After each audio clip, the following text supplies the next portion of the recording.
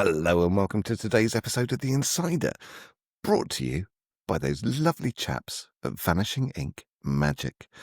My guest today is a rare breed because he's going to do the double, which very few magicians have done, because he's going to perform at Magifest and at the Session. But we're going to talk about that much later because there's a whole bunch of really interesting things that I want to ask Taylor Hughes. Taylor, how are you this afternoon? I'm doing so well. Thanks for having me, Damien. Now, you see, you're one of those annoying magicians that's always nice. No, Well, there's like you, there's Christian Grace, there's Kirstein, but he's a bit sarcastic from time to time. There's a bunch of Seidman, Ben Seidman. He's another one of you. You're just always blooming nice. And see, I see, what's your Mark, Mark, my secret of being nice? my buddy Mark James says that I'm just too American. He's like, "You're so American." we did some when we did some shows in the UK. He warned me. He's like, "Dude, don't think you're gonna go out there and they're gonna have to Oh, put up with no, no, this." no, no, no. I warn you for the session, people are going to sit here like this. I believe you not. Yeah. They really will. That's what English magician audiences do. What's your origin story? You've got 17 seconds. Go. I started doing magic when I was 7. I've done it for shows for pay since I was 10 years old. And I spent many years as a youth minister, which you knew the second you saw my face. And I've been doing magic full time for 12 years. I got a couple specials out and a couple books out. That's it, I suppose. You did the time really well. Now, you were performing, Yeah. and this does my head in. Are all 3 Magic Castle showrooms before you were 21?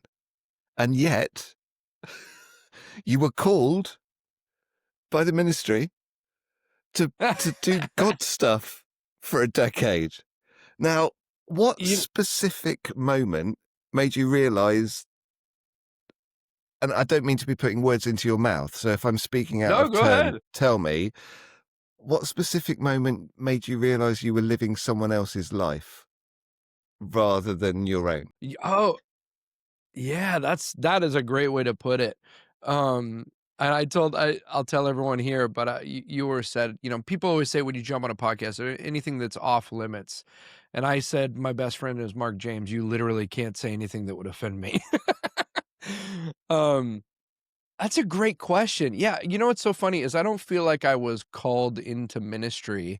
I just grew up in the church and I was the kid who just kept putting my hand up to volunteer for stuff. And if you do that long enough, they'll give you a job. And so I always knew since the time I was a little kid I wanted to do entertainment. And for many, many years, I think church was my open mic. We all need a place where we can be Sure. really bad Yeah. before Get your before you flight get time. good.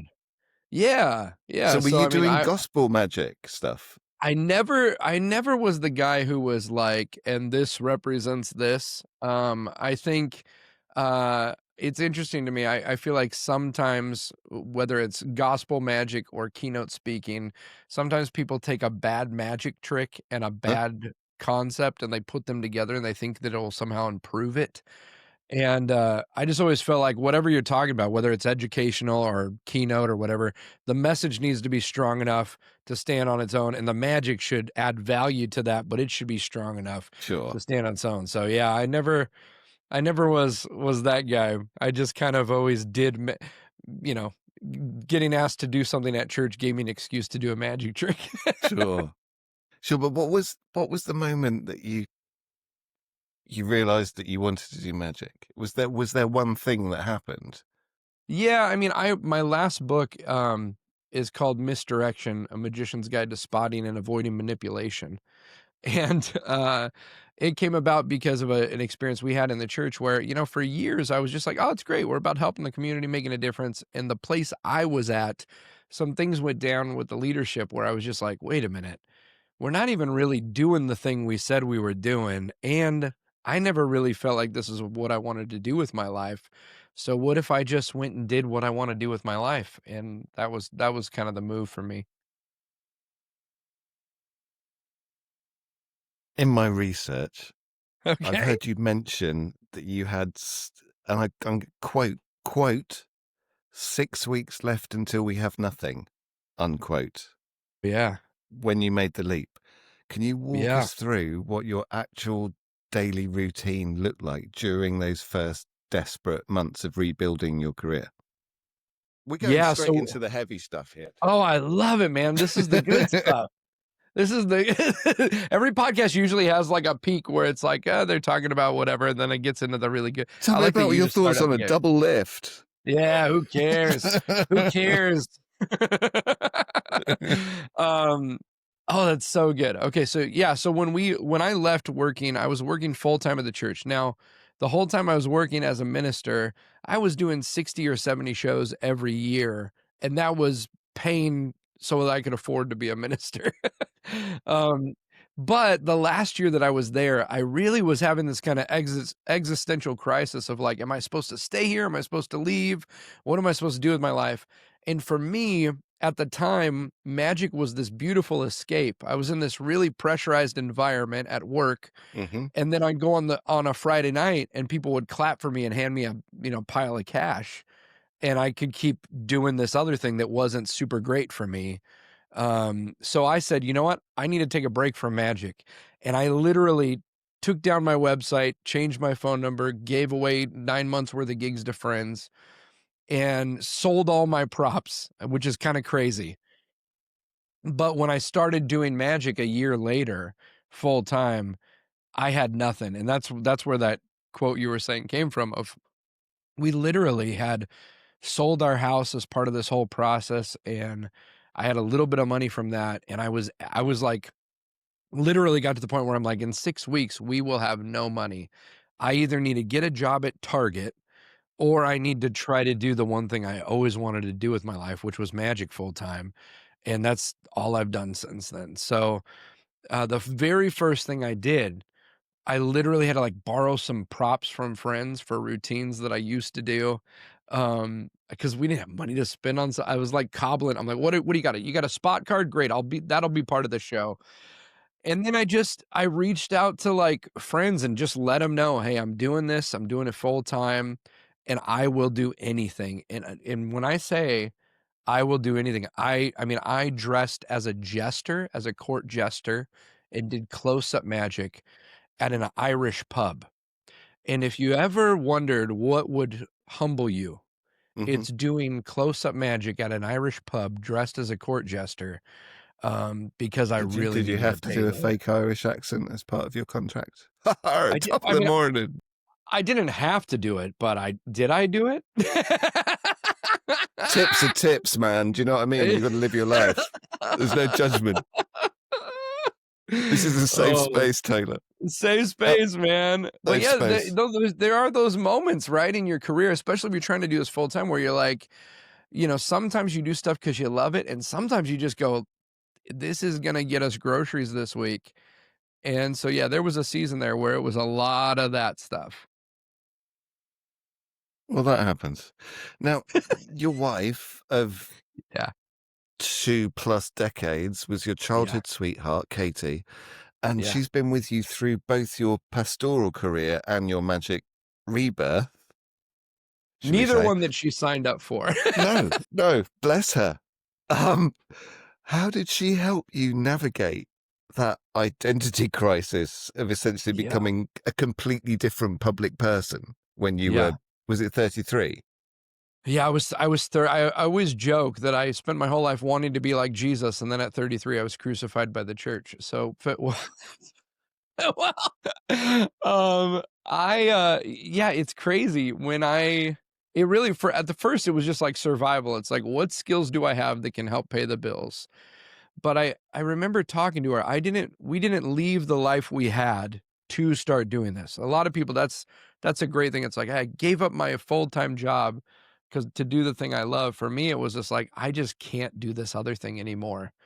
And so when we first started out, it was kind of like, all right, I'll do this and see how it goes. And if not, I'll get another job. And then at a certain point, I had to talk to my wife and be like, oh, I have to do magic. Like, this is my life now. And you know what's wild is I mean, if anything has been really successful in our relationship, it's just been like we communicate aggressively. Like we just talk about everything. And she just knew, like she always knows before I know. So me sharing stuff with her that I think is like this big epiphany, she's like, "Well, yeah." Yeah, yeah, yeah. You know, Obviously. like when I wanted to go into keynote speaking, she's like, "Well, you did that as a preacher for years. Like you've That's always done literally this." what you were doing. Yeah, I mean, I think it's so funny how often we'll come home to our partners and we'll be like, "Hey, I did a show and it went great and people loved it," and we want them to be like, "That's great."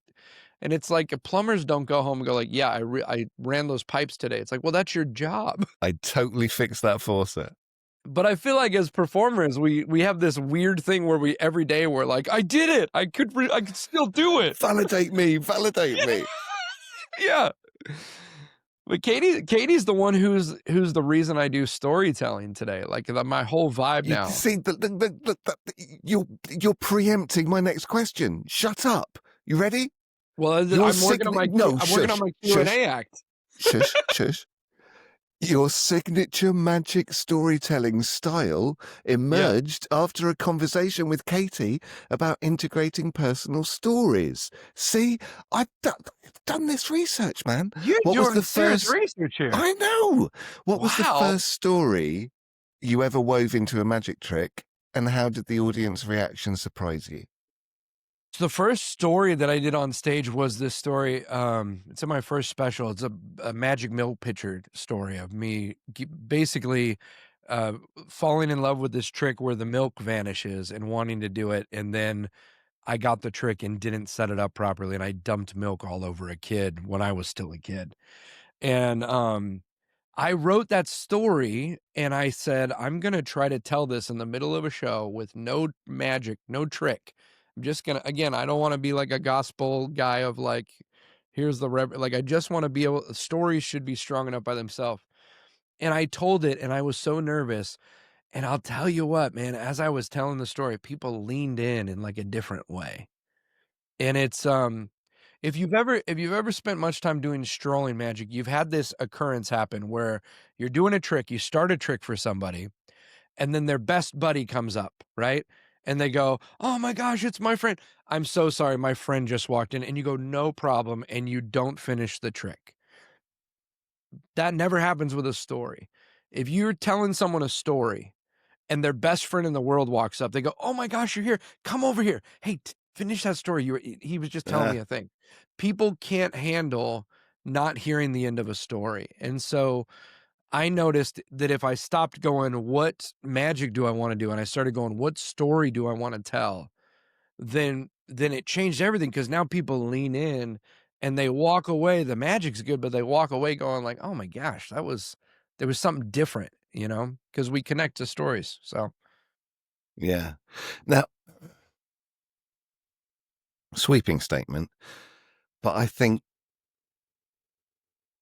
after being involved in magic for 40 years, I can say that most magicians struggle with storytelling. Either the story drags on or the magic feels rushed. Do you have a method for structuring, let's say, the emotional arc of a story around original magic moments? yeah, yeah, for sure. So, I mean, there's so much we could talk about with this. Basically, though, the number one thing is to start with a true story. Most magicians that do storytelling, it's a bleep.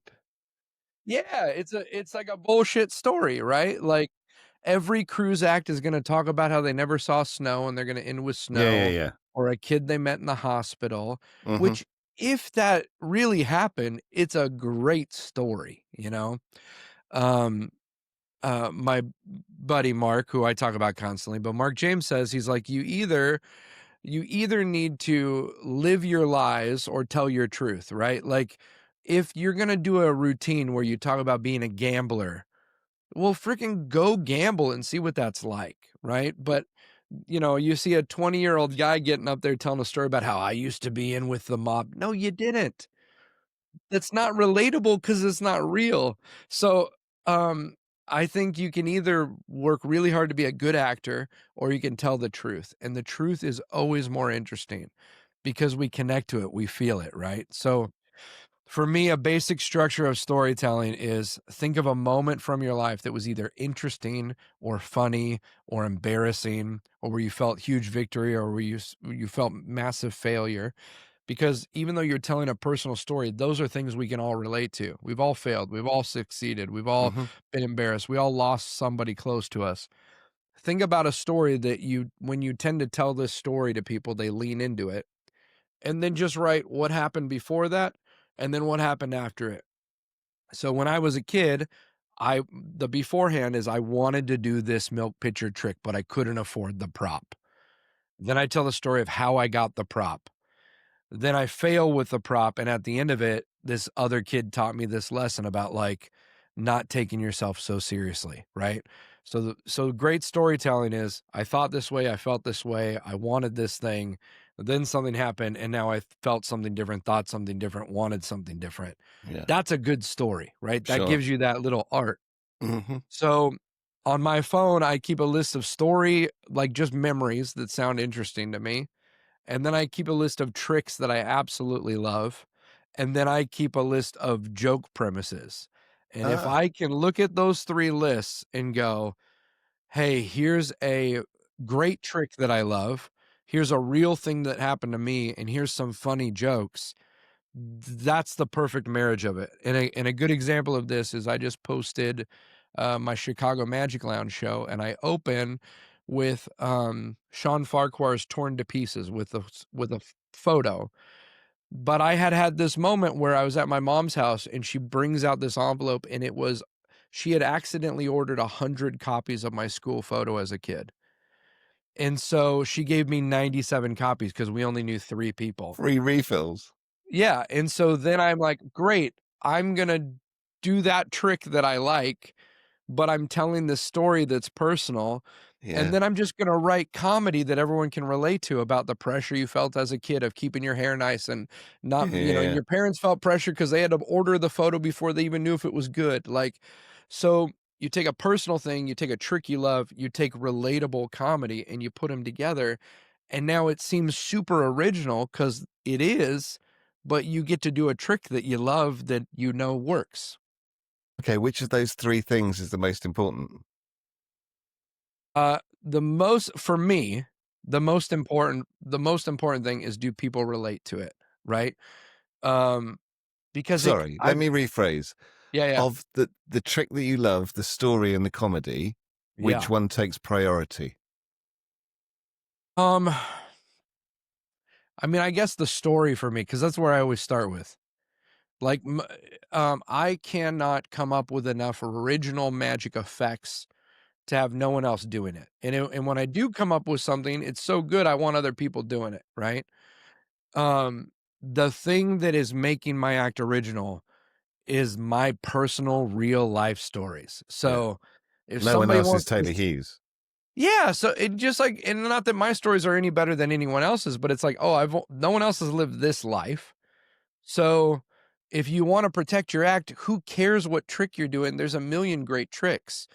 But if you wanna protect your act, put yourself into it in a way that if someone steals your routine, they literally have to be a better actor at being you than you are, right? Like, so I think that that's the biggest one for me is the personal story stuff. Now, I'm going to be honest with you.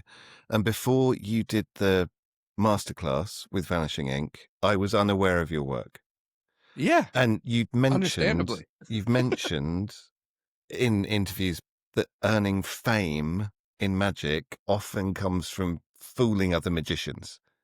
But you've focused on the people that pay the bills, which is the lay audiences. Now, how do you think this philosophical choice has affected your relationship within the magic community? Mm. It's interesting. Up until maybe I mean, it was after COVID, not before COVID. I didn't really go to conventions. Hmm.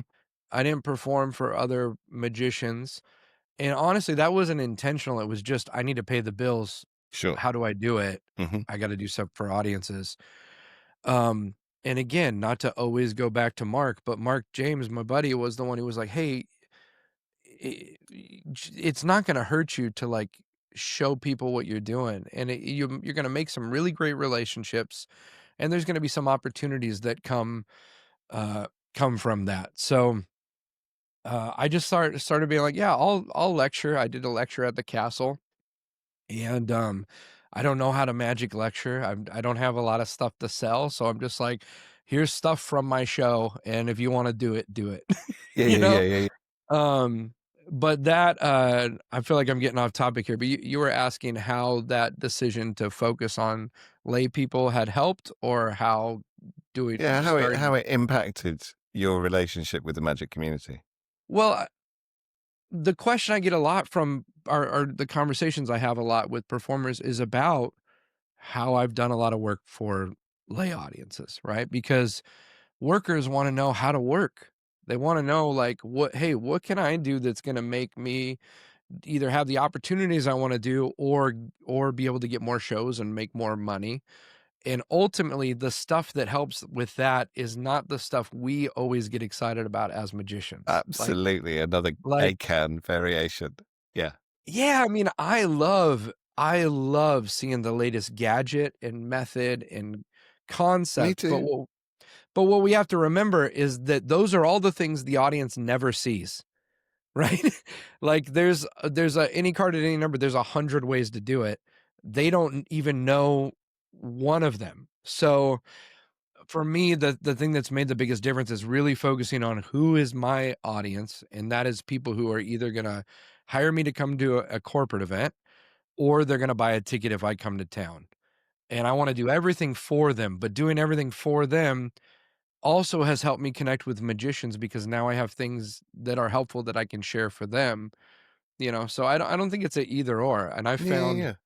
I found that, like, getting more involved with other performers has just been I mean, I sat down at Magic Live the other day till, like, 4 in the morning every night having conversations with people, and I'm like, I feel like my career and my life is 2 years ahead of where it would have been if I didn't sit and have those conversations with people.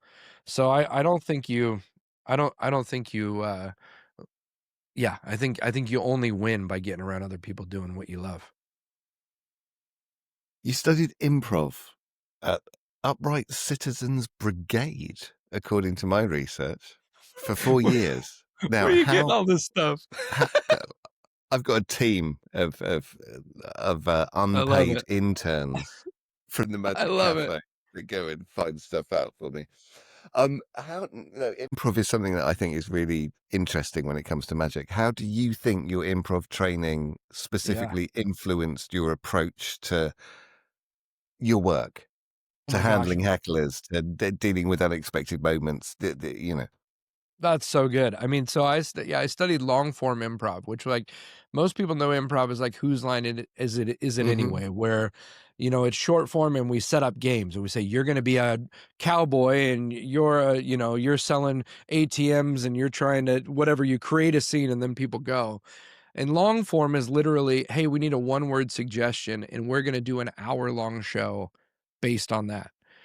And the first time I stepped into an improv class, it was terrifying because I'm used to being a solo performer that's in charge of everything that happens on stage. And when you do improv, it's all about yes and it's Hmm. acknowledging what someone just said, it's adding value and it's agreement, right?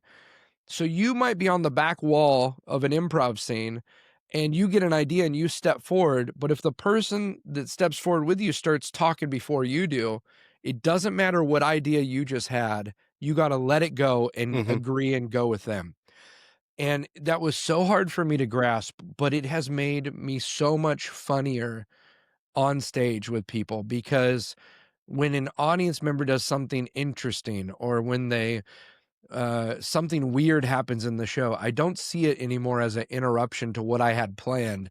I see it as like this beautiful gift of like if I can, you know what I mean? Yeah, yeah, Like yeah. So it's people just people aren't reframing it.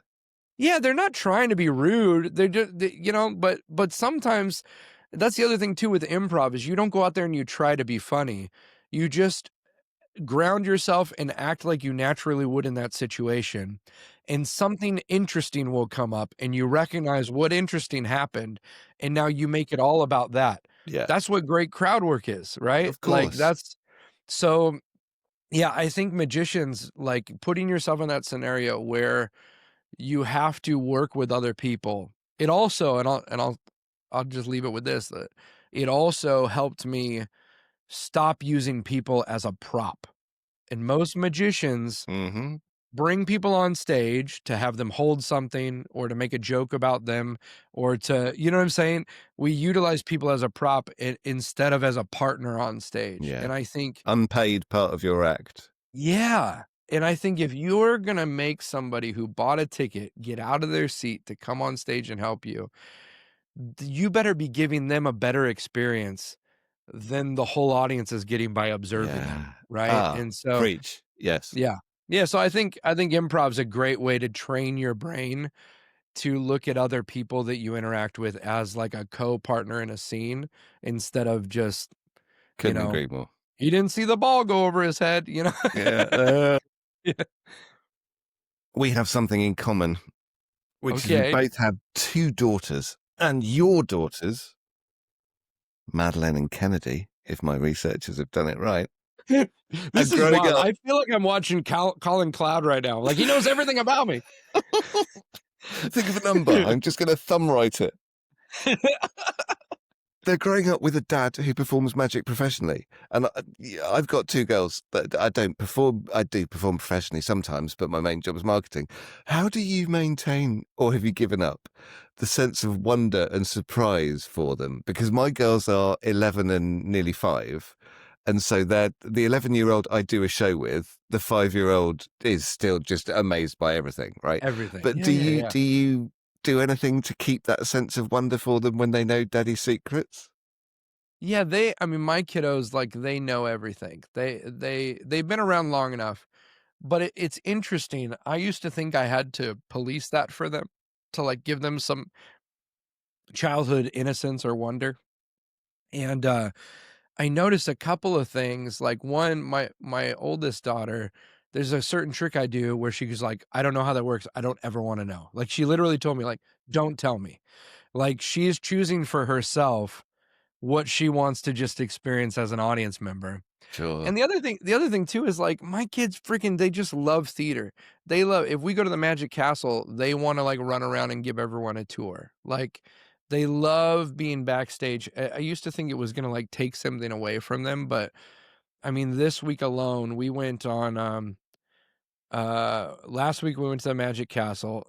Yeah, 2 nights ago, we went and saw Shucked the Musical in LA, a musical about corn, which is hilarious. And then tonight, we're going to an improv show at UCB out in LA. So, it's just interesting how much of their world is knowing entertainers behind the scene, but they still love it. Like, they make the best audience members because they get, like, this bigger picture of what it's all about, you know? Sure. Yeah. Sure. Sure. I've now got to the point when my eldest was little, I'd do a trick where I'd force a card, and it was always the ace of spades because it was so visually different from the other Right, ones. She could right, right. recognize it. She was 2.5, and I'd force the ace of spades on someone, and I'd say, which is the special card? And she'd look through and pick it up. She didn't know what a magic trick was, but she knew if she picked up the ace of spades, everyone would clap. Yeah. And now she can force the card for her sister to find. So they do this really, really That's so cute thing fun. where the 11-year-old's forcing the ace of spades and then the 4-year-old finds it and Oh, everybody I puts love their that. hands. It's brilliant. I love that so much.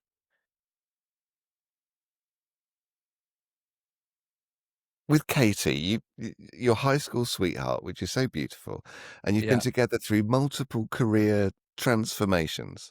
Yeah. What's one piece of marriage advice you would give to entertainers whose careers demand maybe a lot of travel and irregular Yeah. schedules, as you may say? Yeah. Yeah, no, that's good. I got this advice from my buddy Chipper Lowell, who travels a ton and also is like one of the best family men I know. Um, be when you're home, be home. Like be present when you're with your Mm, family.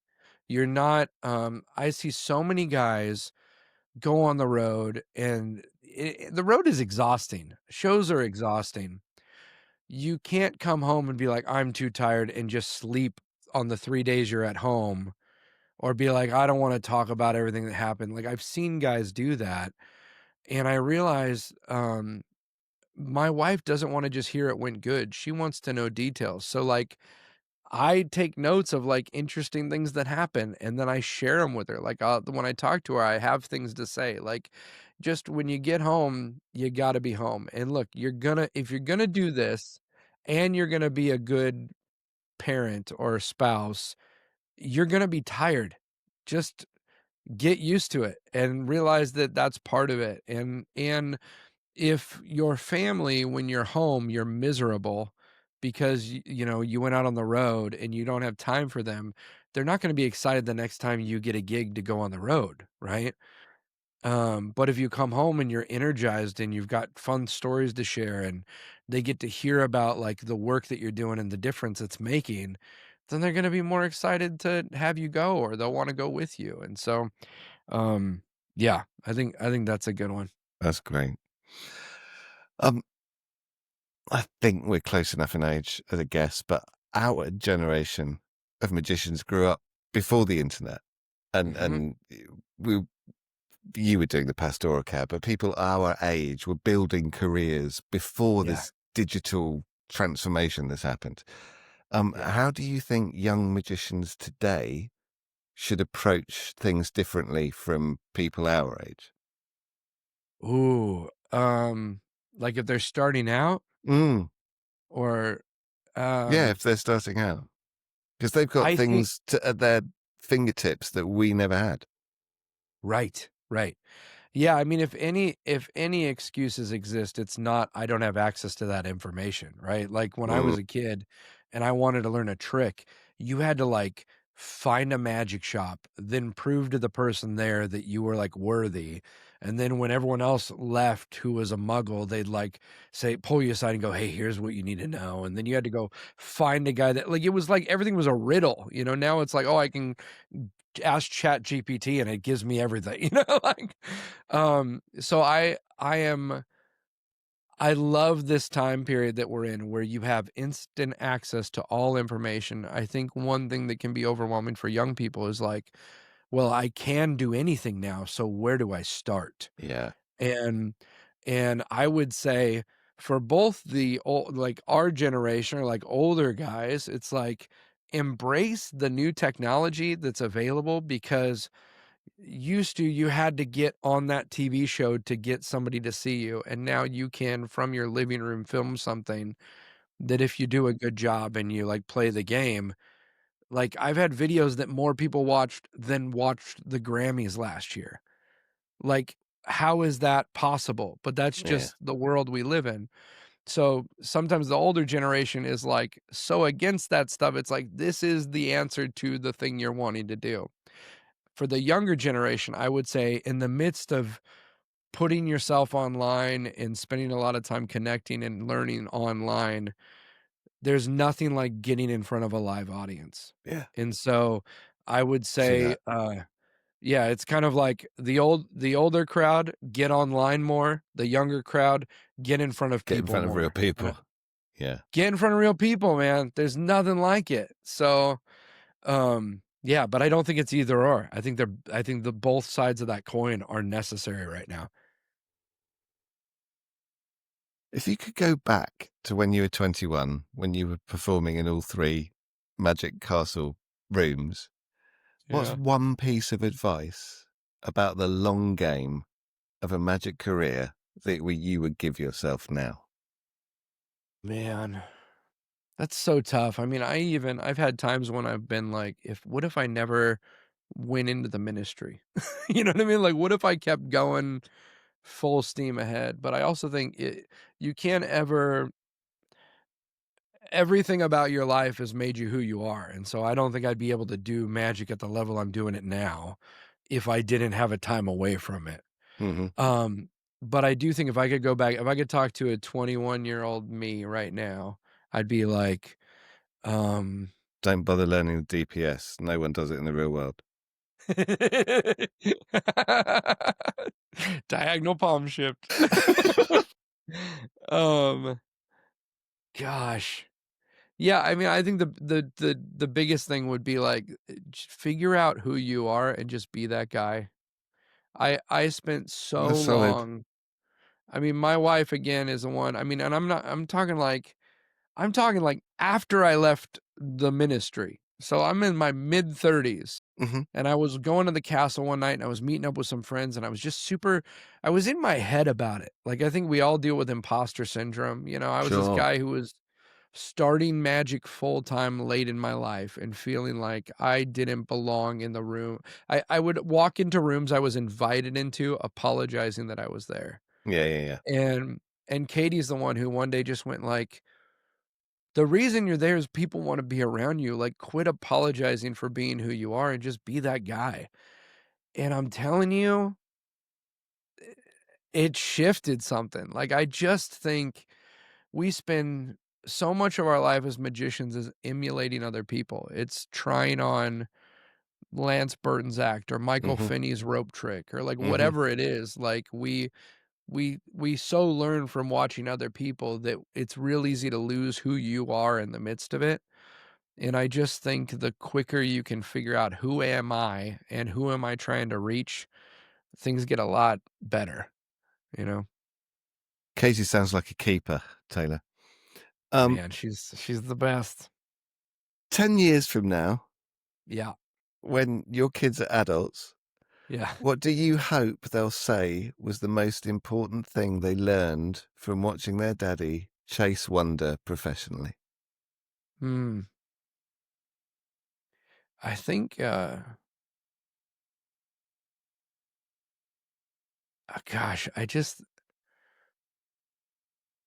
I want them to go like, "It's okay to do what you wanna do." I think, so much of life is us just agreeing to things that other people want for us. Or, as a kid, people speak things into you, not in a Mhm. negative way, but they just go like, Mhm. "Oh, you're gonna be a great baseball player," whatever it is. I talk now, especially in my corporate work, to so many people who have checked every box they ever thought they wanted to check. And now they're in their 50s or 60s and they've made their money and they're not happy. They don't, because they did everything they thought they were supposed to do. They never gave themselves permission to do what it is that they wanted to do. And so I hope my kids, like, I mean, it'd be great if they thought that about me. I just want them to realize for themselves, like, you get to decide. Like, you get to pick. This is a choose your own adventure and no one else is pulling the strings. And if your life is not looking the way you want it, you can make a choice today that will lead to a different life, you know, if you want it. That's heavy, man. That's beautiful. I dig This is what that. happens when you start with the heavy questions. I know. So Quick, quick, quick, talk about a top change. if people are in Ohio or Heathrow Yeah. in January and they want to Yeah. talk to you about really heavy family stuff, um, you're that was a smooth segue, right? Um, Yeah. you're you're going to be at Magifest and at the session, and you've never been to the session, have you? I've never been to the session. Are you ready for this? I'm ready. It's going to happen, man. I tell you, See, it's I going to feel like happen. I feel like that's every crowd of magicians. Like, No, I don't no. know. Have you performed or lectured in the UK ever? I performed last year. Mark and I did 3 shows in 4 days. And, But that was lay people. yeah, late Yeah, people. you've Yeah, never performed oh, for magicians. I did a lecture at the Magic Circle last year, and that Okay, was and were they like that this? was was a lot of Yeah, yeah. tell you that's what we like. Yeah. Impress me, American guy. What you got? Yeah. Yeah. So Yeah. brace yourself for that. But the I'm session is brave. they will sit there like this, a bunch of them. But then afterwards, one of the things I used to go to the session before I worked for Vanishing Inc. as a punter, and it's the most welcoming, friendly convention I've been to. It's That's great. small, It's Yeah, small, but everybody's up for it. Everybody I wants to love it. be nice to everybody. There's no cliquey kind of stuff. If you see you at a table, then someone can come and sit down and talk to you. Yeah. And that's one of the really lovely the food. I apologize for in advance. Although there's a new hotel this year, and apparently the food is not as bad as the food at the last hotel. But there is a McDonald's within walking distance, That's great, Taylor. yeah. So what are you going to be sharing at our conventions? So I've got it's okay, here's what's fun. Or do you Don't not know fully yet? I don't know, and I'll tell you why I don't know. I'll tell you why I don't know, because I have a commitment that I've made to myself. I love burning material. Uh-huh. I put out in 2020, I put out a special. I put out one in 2023, and then I just released a mini special uh, that's on YouTube right now. I love going, I'm gonna write a show, I'm gonna do the show, I'm gonna put it out, right? And so a lot of my Vanishing Ink lecture that I just did was from the shows that I had done before. And now I'm working on some stuff that's really fun. But I also love that I don't fully know what, like, this show that I'm doing now will be maybe 20% of what I do when I Okay. see everybody in January. Um, so I like that. Uh, I mean, if we did the lecture tomorrow, I know what I would do, but I don't know what it's gonna be 6 months from now. It's gonna be different. It'll be fun. How exciting. Taylor, we've run out of time. If people want to follow your activities on their social media, where should they Yeah. go? Yeah, so I'm a magic storyteller on Instagram. I'm super active on there. I also really fired up my YouTube channel, and I'm dropping tons of storytelling content there. So, if you are interested in storytelling, or I put a free masterclass on writing books on there. I put a free one on there on public speaking. Like, I just am trying to share as much stuff that I found that works, and it's on there on my YouTube channel, which is also Magic Storyteller. We also we always finish the show with 4 quick-fire questions. Are you ready? I'm ready. Favorite pizza topping?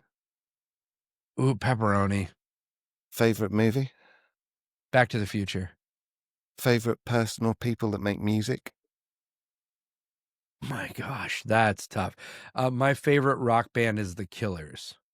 And who would you prefer to fight? One massive Andy or 100 tiny Joshuas? Um, that's really tough. I mean, because This part of is me this is the wants hardcore stuff here, Taylor. see, but because I love comedy, my brain goes for what's funnier. Like, Uh-huh. One Massive Andy is pretty funny, but he's gonna be kind of clunky, you Yeah. know? Yeah, a But the lot little of Joshuas could Joshes. be like nippy. Right. Oh, yeah. I think a lot of Joshes would be wild. I wouldn't So wanna fight a lot of Joshes, so we're going for but Andy. I'll go for well, the Giant comedic Andy. value, I might do it. I might die by 100 Joshes just so everyone Just for can the watch. laughs. You are Yeah. that Yeah. committed to the art, Taylor Hughes. Just look, 100 people, tiny people trying to kill you while talking about, the diagonal palm 6 shift. cards repeat. Yeah. Taylor Hughes, it has been an utter pleasure. Thank you for giving us so much of your time, and I look forward to meeting because we've not met. I look forward to I meeting you know. at the session in January, and thank you That's very gonna be much. so fun. Thank you. Thanks ever so much. Boom. Oh my gosh, dude. Start. Thank you. I hope that was okay.